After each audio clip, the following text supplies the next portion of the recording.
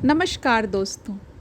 आइए आज सुनते हैं मालती जोशी जी की लिखी कहानी उत्तरापेक्षी। तो कहानी शुरू करें दोस्तों।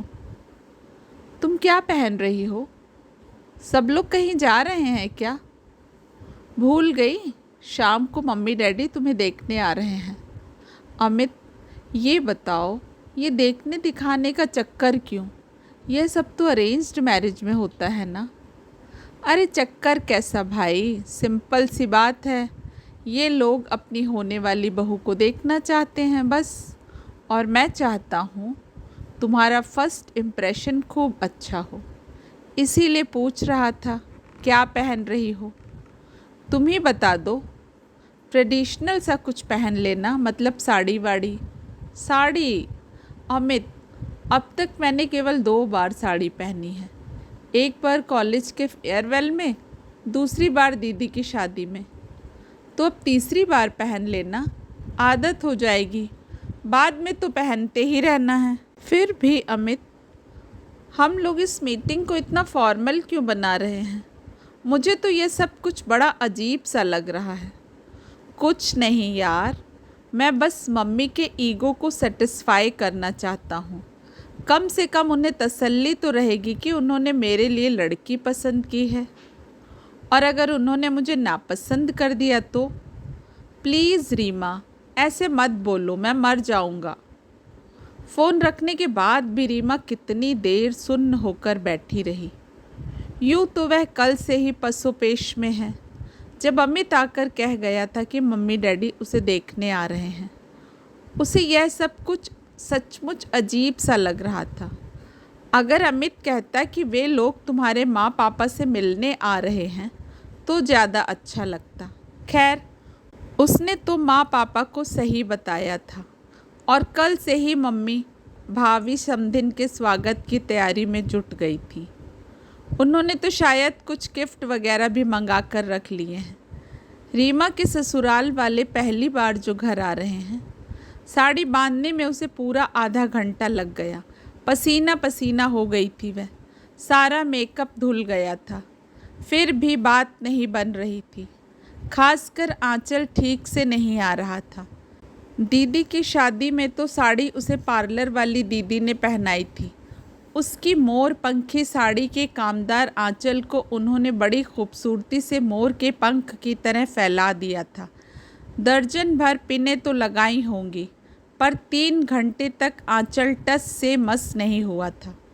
पहले तो उसने खुद कोशिश की, बाद में माँ के सामने जाकर खड़ी हो गई। माँ, ज़रा ठीक से पिन कर दो ना। माँ किचन में बिजी थी, हाथ धोकर उसकी मदद करते हुए बोली, आज साड़ी पहनने का भूत क्यों सवार हुआ? उसने लजाते हुए कहा, अमित ने कहा था ज़रा ट्रेडिशनली ड्रेसअप हो लेना। माँ फिर कुछ नहीं बोली। जैसा बना उन्होंने पल्ला संवार दिया और अपने काम में लग गई। रीमा कमरे में जाकर फिर से मेकअप ठीक करने लगी। वह अपनी साज सज्जा को फिनिशिंग टच दे रही थी, तभी बंगले का गेट खड़का। उसके बाद देर तक घर में स्वागत सत्कार की गूंज होती रही। कुछ देर बाद माँ उसके पास आई। तू तैयार है ना? हाँ, मैं तैयार तो हूँ, पर माँ, चाय वाय तुम गोपाल के हाथ भिजवा देना। साड़ी के साथ मुझसे नहीं हो पाएगा। माँ कुछ नहीं बोली, थोड़ी देर तक यूं ही खड़ी रही। क्या हुआ? उसने सशंकित स्वर में पूछा। कुछ नहीं, माँ के स्वर में तल्खी थी। तुमसे तो ट्रेडिशनली तैयार होने के लिए कहा है, और मैडम खुद कैसे आई हैं देखना ज़रा। स्लीवलेस ब्लाउज़, नाभि दर्शना साड़ी, बॉय कट बाल। बाकी तुम खुद ही देख लेना। माँ को भी और बेटियों को भी। बेटियाँ भी आई हैं? और क्या, एक ने लंबा सा चोगा पहना हुआ है जो एक तरफ से बिल्कुल खुला हुआ है, सारी टांगें नज़र आ रही हैं। दूसरी की फ्रॉक घुटने से ऊपर है और एक कंधा बिल्कुल नंगा है। मैं तो समझती थी कि ऐसे कपड़े सिर्फ टीवी पर ही पहने जाते होंगे, आज प्रत्यक्ष देख लिया। रीमा के अंदर जैसे कुछ उबलने लगा। बोली, माँ, तुम अमित को मेरे पास भेजना जरा। अमित तो उन लोगों के साथ नहीं है। क्या? उसके तन बदन में जैसे आग लग गई। इतनी देर तक मन में एक धुक धुकी थी, उत्सुकता थी और एक हल्की सी खुशी भी थी। अब सबका स्थान केवल रोश ने ले लिया। तुम चलो माँ, मैं आती हूँ, कहकर उसने दरवाज़ा बंद कर दिया। खुले बालों की कस कर एक चोटी बना ली। इतनी मेहनत से संवारे हुए स्टाइलिश आंचल की सारी पिनें निकाल दी और माँ की तरह दोनों कंधों पर आंचल लपेट लिया। फिर वह धीरे धीरे चलकर ड्राइंग रूम में आई। अमित के मम्मी डैडी को उसने नतमस्तक हो प्रणाम किया। फिर सिर झुकाकर पापा के पास एक स्टूल पर आकर बैठ गई। उसे देखकर सभी लोग चकित थे, उसके माँ पापा भी। बड़ी देर बाद अमित के डैडी के बोल फूटे। अरे वाह, रीमा साड़ी पहन लेती है। हमारी रूही जूही ने तो शायद ही कभी पहनी हो। आजकल कौन सी लड़कियां साड़ी पहनती हैं? माँ ने कहा। इसका आज पता नहीं कैसे मूड बन गया। शायद आपके ऑनर में, पापा ने कहा और दोनों पुरुष ठट्ठाकर हंस दिए। अमित की मम्मी तनिक सा मुस्कुरा कर रह गई और दोनों बहनों ने नाक मुँह सिकोड़ कर मुँह बिचका दिया। उसके बाद चाय आई। माँ ने लंबा चौड़ा सरंजाम किया था। बेचारी खुद ही सर्व करती रही। पापा ने थोड़ा हाथ बटाया, पर वह अपनी जगह से हिली भी नहीं, गूंगी गुड़िया की तरह बैठी रही। जो भी कुछ पूछा गया उसका उत्तर ज़रूर दिया। प्रश्न भी कुछ खास नहीं थे, केवल औपचारिकता भर थे। घंटे भर बैठकर वे लोग चले गए। माँ बाप की प्रतिक्रिया जानने का ना तो उसमें साहस था ना धीरज। उन लोगों के जाते ही वह भी अपने कमरे में गुम हो गई। दूसरे दिन वह काम पर नहीं गई, मन ही नहीं हुआ। उसका फ़ोन दिन भर बजता रहा, पर उसने उठाया नहीं। जानती थी अमित का है। उससे बात करने की जरा भी इच्छा नहीं थी। शाम को वह खुद दनदनाता हुआ उसके घर पहुंच गया और कमरे में पाँव देते ही तल्ख अंदाज में बोला, तुम फ़ोन क्यों नहीं उठा रही हो? जानती हो मैं दिन भर कितना परेशान रहा हूँ। रीमा ने उसकी ओर ऐसा रोषपूर्ण कटाक्ष फेंका कि उसका सारा गुस्सा काफूर हो गया। उसका लहजा भी एकदम नरम हो गया। बोला, सॉरी यार, मैं बहुत टेंशन में आ गया था। एक तो तुम ऑफिस भी नहीं आई, फिर फ़ोन भी नहीं ले रही थी। डर गया था कि कहीं बीमार तो नहीं हो। बीमार हो भी जाती तो आश्चर्य नहीं था। तुमने उसका पूरा इंतजाम कर दिया था। इतनी ही मेरी फिक्र थी तो कल मुंह छिपाकर क्यों बैठ गए? मैदान में उतरना था ना। कल मैं जानबूझकर नहीं आया। मैं उन लोगों को फ्री हैंड देना चाहता था। Free hand? वो किस लिए? वैसे तुम झूठ बोल रहे हो। तुम्हारे ना आने का कारण मैं जानती हूँ। तुम आते तो माँ पापा तुमसे अपनेपन से बतियाते। गोपाल भी शायद कुछ बेतकल्लुफ़ हो जाता।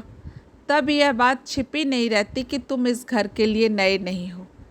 तुम्हारी आमद रफ्त यहाँ होती रहती है।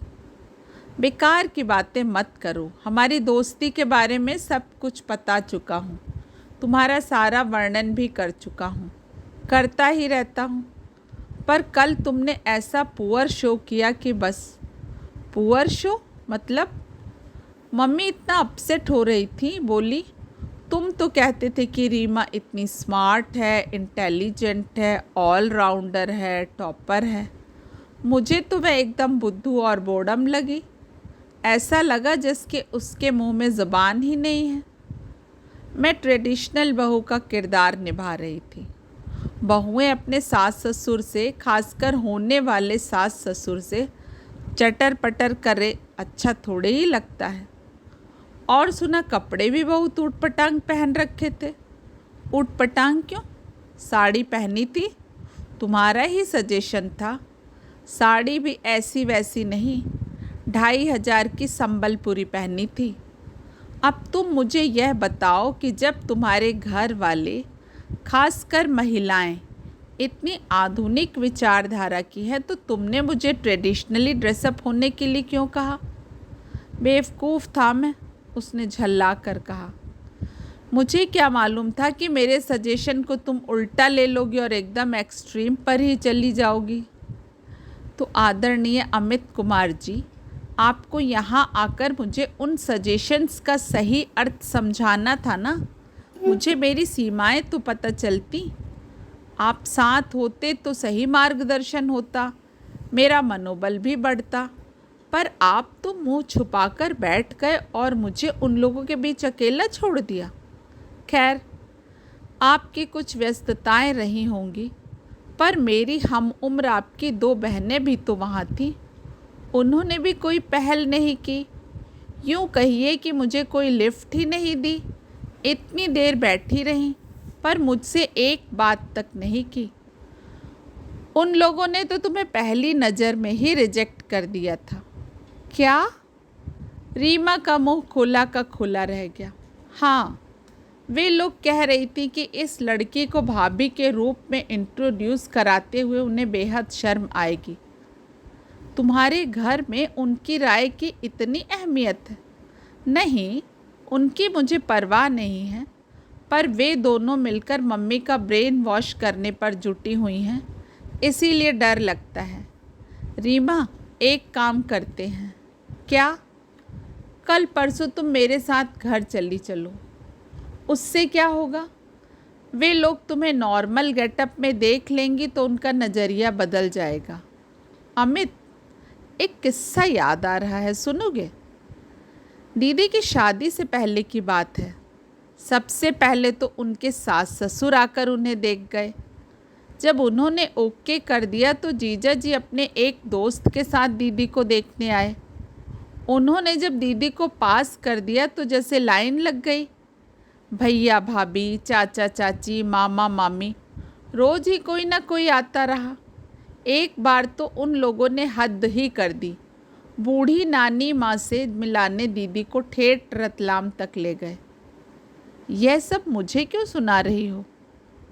उन दिनों हम लोगों की दोस्ती नई नई परवान चढ़ रही थी, इसीलिए मैं बहुत खुश हो रही थी कि कम से कम मुझे इस अपमानजनक स्थितियों से नहीं गुजरना पड़ेगा। पर लगता है मेरे भाग्य में भी वही सब कुछ लिखा है। आज ट्रेडिशनल पोशाक, कल नॉर्मल ड्रेस, परसों मॉडर्न आउटफिट। आज मेरे घर में, कल तुम्हारे घर में, परसों शायद किसी होटल या कैफ़े में। आइडिया, अमित ने ताली बजाकर कहा। कल किसी रेस्टोरेंट में चलते हैं। मैं रूही जूही को ले आऊँगा। तुम चाहो तो अपनी किसी फ्रेंड को ले आना।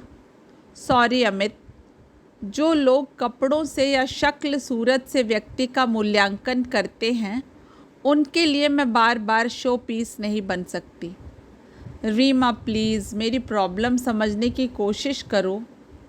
तुम्हारी प्रॉब्लम मुझे मालूम है। तुमने अपनी मम्मी से वादा किया है कि अगर मैं उन्हें पसंद नहीं आई तो तुम मुझसे शादी नहीं करोगे। अमित फटी फटी आंखों से उसे देखता रह गया। और शायद इसीलिए तुम रूही जूही को मक्खन लगा रहे हो ताकि वे मम्मी से मेरी सिफारिश कर दें। तुम्हें यह सब किसने बताया? तुम जिस मुस्तैदी से अपनी मम्मी का ईगो सहलाने में जुटे हो, तुम्हारी वह पुरजोर कोशिश ही सारी कहानी कह जाती है। पर यह मत भूलो अमित कि मेरा भी एक आत्मसम्मान है।